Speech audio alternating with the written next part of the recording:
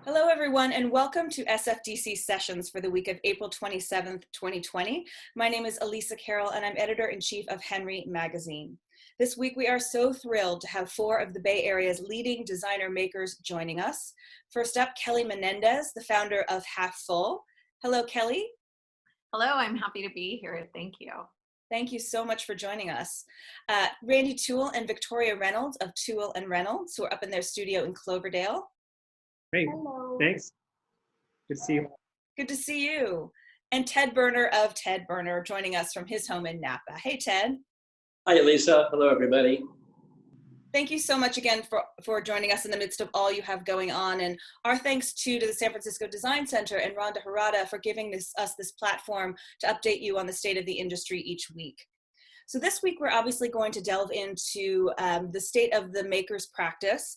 And we're very fortunate to have a range of studio practices here, from Kellie, who is an artist and works on wall coverings and textiles, to Randy and Victoria, who are so highly esteemed for their incredible collections of cast bronze, furniture and lighting and accessories. And then Ted, whose collection of furniture is so highly regarded in the industry. It is all handcrafted as well. So guys, can you give us an update on how you're working through, this 6th week of shelter in place? Randy and Victoria, would you start us off? I think I made the comment that, we're not really employable. Continuation is, it doesn't separate from the rest of my life. It's all just part of my life that we do this and work. And, there's some challenges in manufacturing to actually have, staff come in and maintain what's safe. And we're trying to institute policies that allow us to do that. A lot of our work that's customized, there's a lot of forefront time to be spent on coordination of drawings, electrical, plans for the ceiling and whatever on projects. And so we're trying to get all of the front end work done on anything that was in process so that we can really move very strongly forward and we can get back in full force. And one of the other things you'd mentioned that I really loved was, you've been in business for 30 years and you've had to weather a lot of different crises. But, a maker is a maker, and that's just something that you're going to continue to do. So people can have full confidence in your ability to make something right now and deliver it. Yeah, we're doing delivery as best we can, but making it is going to continue. Any orders, and now is a great time to be supporting small makers and getting orders into the pipeline. We're just getting everything in order to proceed at full steam ahead when we're allowed, and until then we're proceeding along as best we can. But things are going to get done, and they still are. Right. And also, the last thing you had mentioned was that you've developed as well some quick ship things. So you do have some things in stock that could be sent out that are already ready to go. So some lighting, some smaller pieces, yes? Right, and all of our showrooms do have a list of that.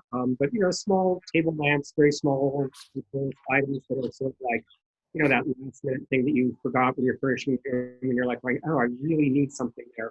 A list of those, and they're generally just awaiting finishing, for the particular finish color, and we can turn those out in 2 weeks or something, as long as we've got a place to ship it to. Right, exactly. And when I said delivery, I certainly meant fulfillment of the product, meaning obviously everyone's having to be extra careful and doubly confirm any kind of delivery information right now to make sure there's a window where someone's going to be there, obviously, to receive it. And Ted, you said that you're continuing to get orders primarily through San Francisco, which is great, and New York. Can you give us an update on that? Yeah, well, first of all, I just want to say that all of us here are designers, and design is problem solving. So we figure it out. We have that kind of design thinking that happens. I would say back during the downturn in 2008, we had to respond to that. That may have taken us a little while longer because we didn't know so much about how to shift gears. This time we just shifted right into gears. We started to put it in place.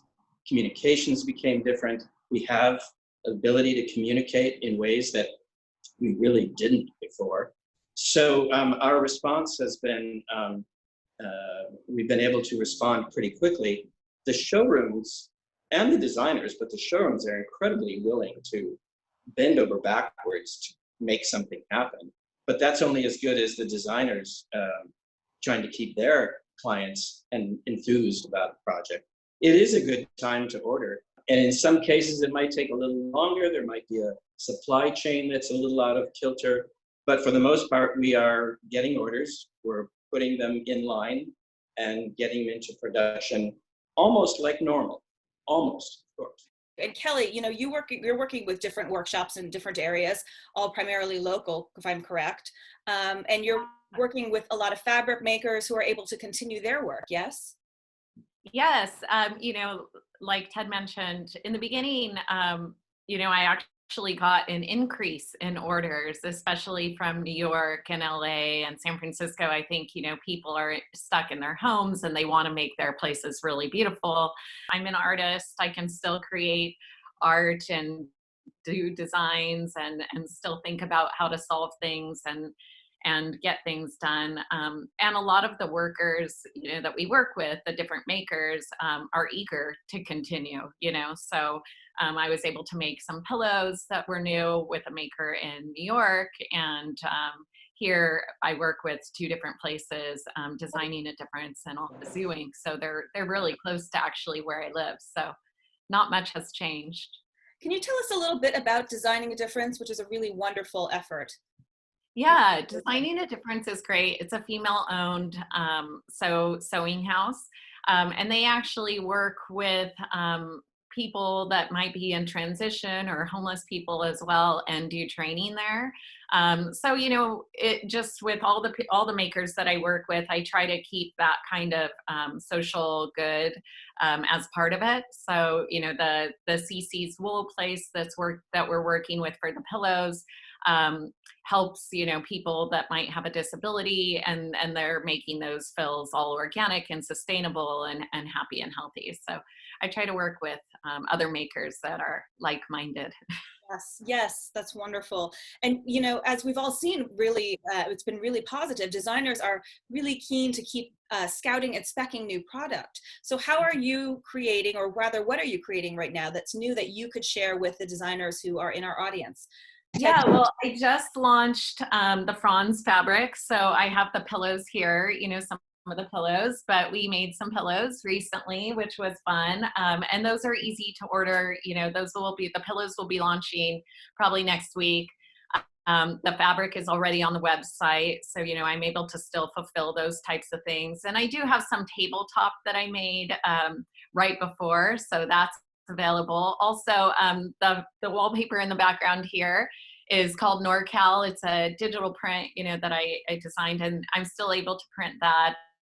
So those orders are still coming in and can be customized, you know, different color backgrounds. So I'm still able to do a lot. And Randy and Victoria, can you update us on what's new with you? We're introducing about 5 or 6 new items. One of them is the lamp behind me. We also were working on a bar cart with Kellie Hola for the showcase house, which of course has been canceled now, but Yes. we tried to use the bar cart in the meantime. It is a spectacular piece. That is a beautiful piece. I had the chance to see that. Yes. Thank you. We'll be sending out an email blast. We've got 8 or 9 new things, and I don't think we have to get into that in this format. Did I hear you had a new sconce underway as well? Yeah, a few items. It's actually been a great time to work on new product because we can have a lot of focus to just kind of nurture things along without the day-to-day distractions of the shop and the noise and everything else running along. And you know, we're trying to proceed with new ideas. We always keep a lot of things in process. We've really changed over the years from how we design. We go back and forth between, Victoria really does an excellent job with paper and design like you would traditionally. I really like working with things and objects. And a lot of times I'm just, you know, throwing out a table with different objects and considering where they take me in texture or form or whatever. And so it's been good to have time in that direction. Well, you're both very modest because all of us who know your work know it's quite virtuosic, and it's incredible to see how the process works, going from the molding to the carving to the casting. It's extraordinary what you've done. Ted, share with us some of the new things that you're creating. Well, we've been in the midst of launching a mirror collection, which is different for us. We had been doing furniture, so those kind of accessories, on the wall instead of the floor.